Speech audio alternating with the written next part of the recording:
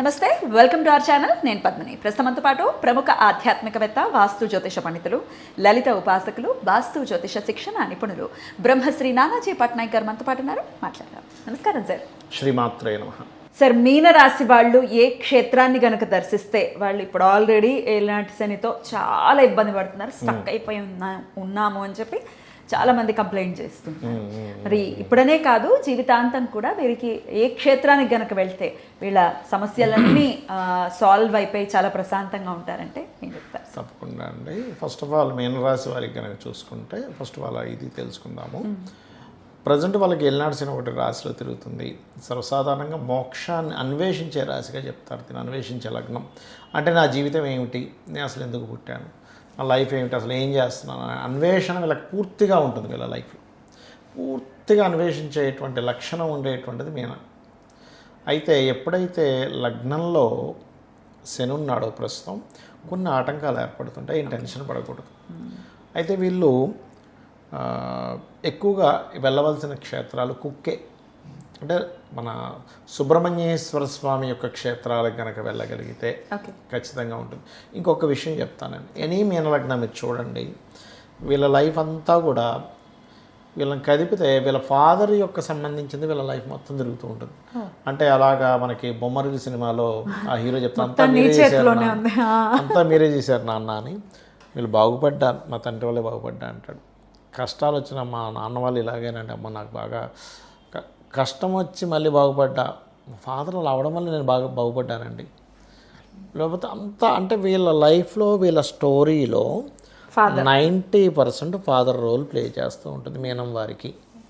మీరు అది చూడొచ్చు. కావాలంటే మీరు రీసెర్చ్ చేయండి. అంటే నేనేం చెప్తానంటే, ఎనీ ఆస్ట్రాలజీ నేర్చుకునే వాళ్ళకి ఒక లగ్నం మీద ఒక 5,000 జాతకాలు తీసుకోండి అంటాను నేను. 5,000 జాతకాలు తీసుకొని మీరు కనుక రీసెర్చ్ చేస్తే ఈ లగ్నానికి ఎందుకు జరిగిందో, ఆ లగ్నానికి ఎందుకు జరగలేదంటే మీకు అక్కడ ఆన్సర్ దొరుకుతుంది. Because of 6th house is వీళ్ళ పూర్వజన్మ కర్మస్థానం. 6th హౌస్ లార్డ్ ఎవరు ఈ లగ్నానికి? సూర్యభగవానుడు. సో అందుకని ఏంటి, ఎంతసేపు వీళ్ళ daily life is 6th house. సన్తో కనెక్టివిటీలో ఉంటుంది ఎప్పుడు వీళ్ళ లైఫ్.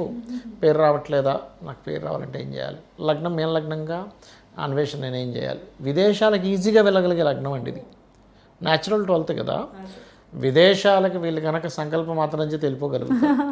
ఇంక ఎక్కడో లగ్నం పాడైపోతే చెప్పలేం. కానీ అయితే వీళ్ళు సుబ్రహ్మణ్యేశ్వర స్వామి ఆలయానికి వెళ్ళడము. సరే, సుబ్రహ్మణ్యేశ్వర స్వామి ఆలయానికి వెళ్ళలేము, కనీసం దగ్గరలో సుబ్రహ్మణ్యేశ్వర స్వామి గుడి ఉంటుంది. లేదు, సుబ్రహ్మణ్యేశ్వర స్వామి అష్టకం చదువుకోవచ్చు. రావి చెట్టు చుట్టూ సర్పప్రతిష్ఠ చేసిన దగ్గరికి వెళ్ళి అక్కడ వీళ్ళు వెళ్ళి చేసుకోవచ్చు. వీళ్ళు ఇంకొకటి ఏంటంటే, నిత్యము కూడా పఠించవలసినటువంటి దేవతా స్వరూపాలు రాజరాజేశ్వరి అమ్మవారి అష్టకము, అన్నపూర్ణాష్టకం ఎక్కువగా చేయాలి. అప్పుడు ఏమవుతుందంటే వీళ్ళకి అంటే ఏదైతే కొంత ఫాదర్ వల్ల అనుకోండి, లేకపోతే కొంత గవర్నమెంట్ వ్యక్తుల వల్ల అనుకోండి, అంటే వీళ్ళకి ఎలా ఉంటుందంటే గవర్నమెంట్ వ్యక్తుల చుట్టూ కానీ, మెడికల్ రంగాల వాళ్ళ చుట్టూ కానీ, లేకపోతే ఫాదర్ వల్ల కానీ వీళ్ళకి ఎఫెక్ట్ అనేటువంటిది వస్తూ ఉంటుంది. ఇది ప్రధానంగా గుర్తుపెట్టుకోవాలి. అది రైట్ సార్. సో ఖచ్చితంగా రాజరాజేశ్వరి అంటే అన్నపూర్ణాదేవి కానీ రాజరాజేశ్వరి అమ్మవారిది కానీ చేయాలి. అయితే ఇప్పుడు ప్రజెంట్ వీళ్ళకి ఏలినాడ్స్ నడుస్తుంది కాబట్టి కొన్ని విషయాలు చెప్పుకోవాలి. ఏంటంటే, ఎప్పుడు కూడా ఎవరికైనా జన్మంలో జరుగుతుంది, లేకపోతే లగ్నంలో జరుగుతుంది. కొన్ని విషయాలు మైండ్లో ఫిక్స్ అయిపోవాలి. నేను ఏ పనికి వెళ్ళినా 1-2 సార్లు తిరగాలి. స్లో అవుతుంది అని ఫిక్స్ స్లో అవుతుంది. ఎందుకంటే స్లో అవుతేనే మనం నేర్చుకోగలుగుతాం. ఇప్పుడు ఒక రోడ్లో వెళ్తున్నాము, ఆ రోడ్డు బ్లాక్ అయింది, ఇంకో రోడ్డు వెతుక్కుంటాం. బ్లాక్ అవ్వనంతసేపు మీకు ఇంకో రోడ్డు తెలియదు జీవితంలో, అంతే కదా. అలా ఏంటంటే మనకి రూట్ని చెప్పేదే శని ఒకటి. రెండవది, శని కనుక జన్మరాశిలో తిరిగేటప్పుడు ఎట్టి పరిస్థితుల్లో మధ్యాహ్నం నిద్రపోవద్దు. మీరు ఎంత ఇప్పుడు ఇది చిన్నపిల్లలు, ముసలి వాళ్ళు, లేడీస్ విషయం వేరు. లేడీస్ అంటే పొద్దున్నే లేస్తారు, పిల్లలకి స్కూల్ డబ్బా కట్టాలి, 5 గంటలకు లేస్తే కానీ పని అవ్వదు. వాళ్ళు మధ్యాహ్నం ఒక అరగంట సేపు న్యాప్ ఏదో అంటారు, తీసుకోవడం వేరు, పవర్ న్యాప్ వేరు.